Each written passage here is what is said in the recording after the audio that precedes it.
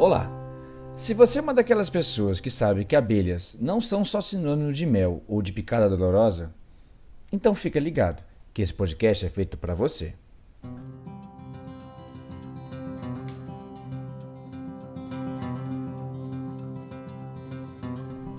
Meu nome é Guilherme Castelar e esse é o podcast Abelha. Ele é produzido pela Associação Brasileira de Estudo das Abelhas.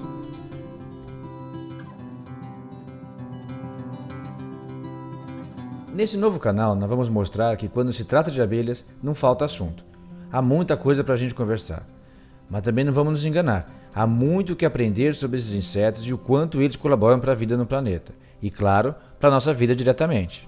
Afinal, a abelha não faz só mel. Elas também polinizam as plantas. Essa é, na verdade, a função mais nobre delas aqui na Terra. Com a polinização, elas tornam mais rica e diversa a flora do planeta. E também deixam o nosso morango mais suculento, a maçã mais redondinha e garante o nosso café do dia a dia. Você sabia disso? Mas eu não vou ficar aqui falando sozinho, não. Nós vamos sempre ouvir quem realmente entende do assunto. Vamos conversar com apicultores, biólogos, agrônomos, enfim, especialistas. A ideia é que o debate tenha embasamento científico, que é como a Associação Abelha trabalha. Bom, vamos parar de zoom e vamos começar logo o nosso primeiro podcast.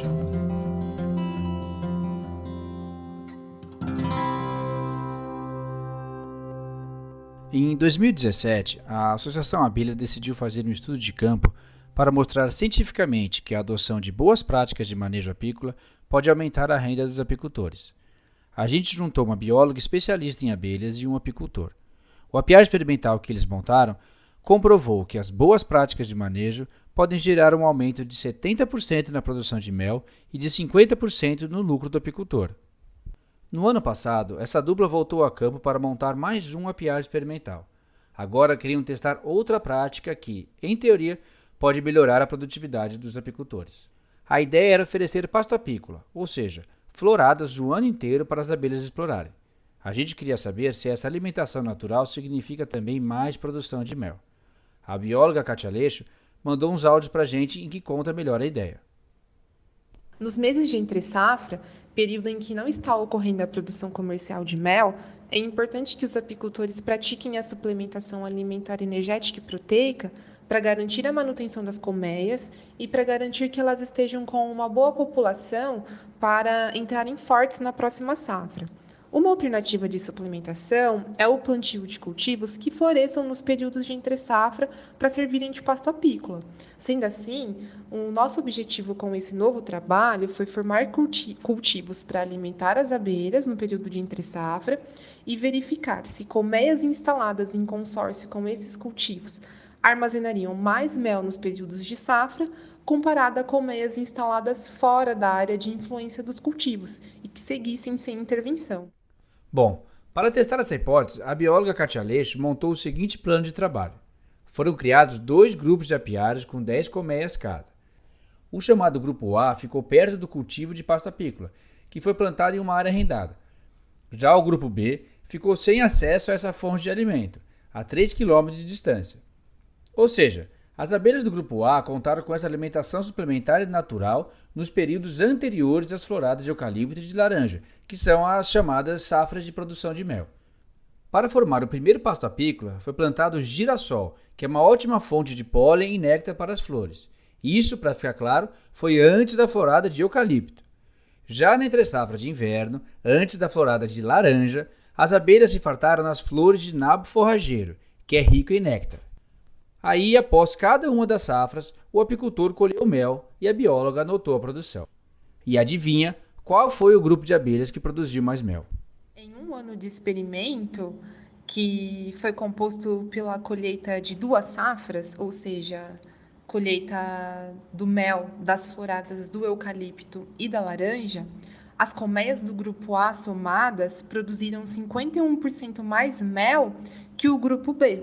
Lembrando que as colmeias do grupo A foram aquelas mantidas consorciadas com as plantações de girassol e nabo forrageiro nos períodos de entre-safra em Itatinga. O apicultor José Maurício do Amaral, lá de Itatinga, no interior de São Paulo, é quem participou do experimento. Ele cedeu as colmeias e fez todo o manejo. Durante o período de estudo, o Maurício sentiu que até o comportamento das colônias que tiveram acesso ao pasto apícola foi diferente.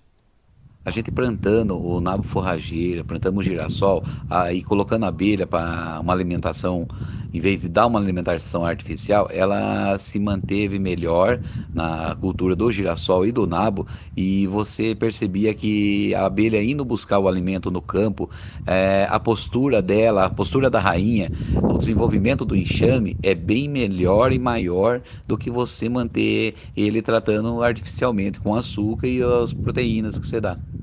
Como deu para perceber, o Maurício mandou o áudio dele lá de Tatinga, gravou direto lá do campo, do lado do apiário dele. A gente sabe que mais mel significa mais dinheiro no bolso do apicultor.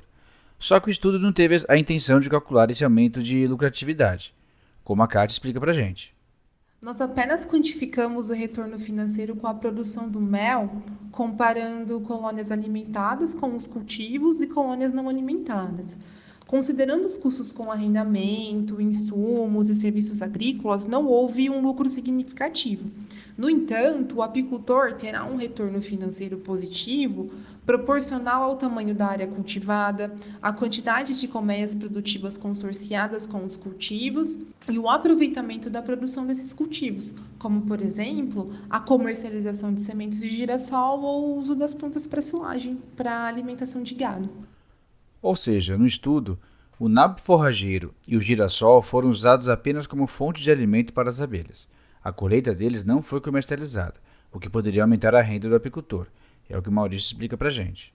Bom, a gente começou o projeto, não era assim tanto para visar lucro, que a nossa área, a nossa propriedade era pequena, então a gente sabia que não ia dar um lucro grande. Mas o intuito nosso era o quê? Era preparar os enxames para chegar numa florada, uns enxames bom, usar as boas práticas apícola.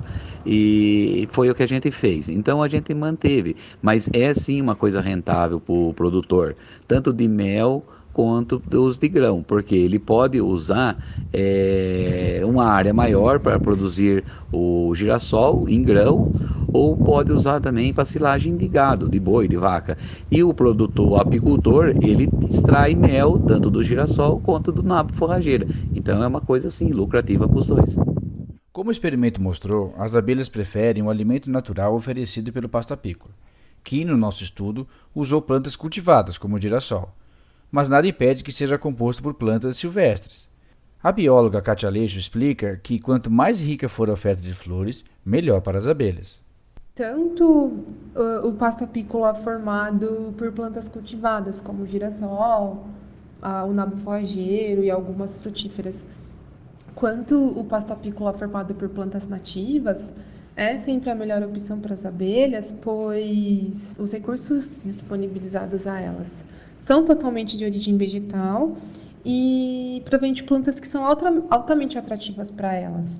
Para vocês terem uma ideia, nas abelhas, a coleta de alimento em diferentes espécies de plantas é super importante porque representa uma estratégia para garantir a boa qualidade do alimento que é oferecido às larvas.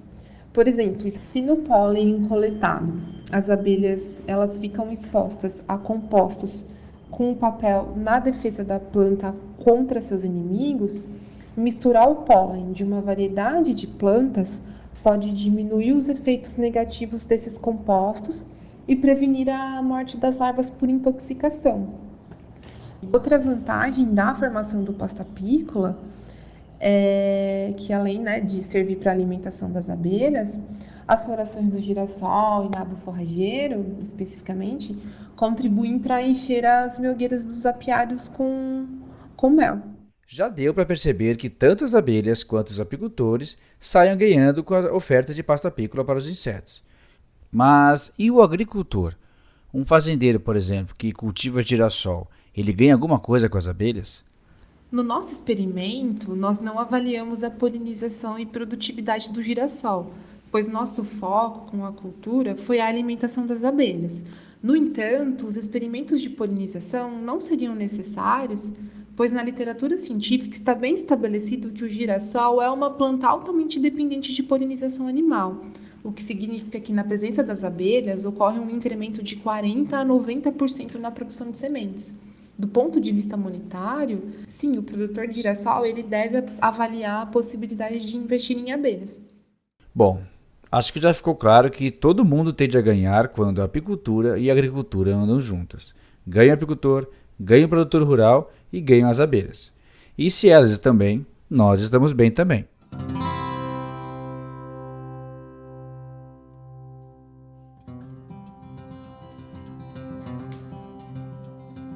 Se você quiser saber mais sobre esse estudo, entra lá no nosso site www.abelha.org.br.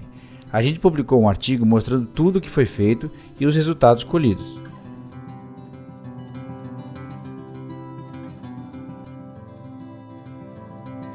E aproveita e manda a sua opinião sobre o nosso primeiro podcast Abelha. Você pode enviar uma mensagem na nossa página, no Facebook ou e-mail para faleconosco@abelha.org.br. Então é isso, a gente volta a se falar no próximo podcast Abelha. Até lá!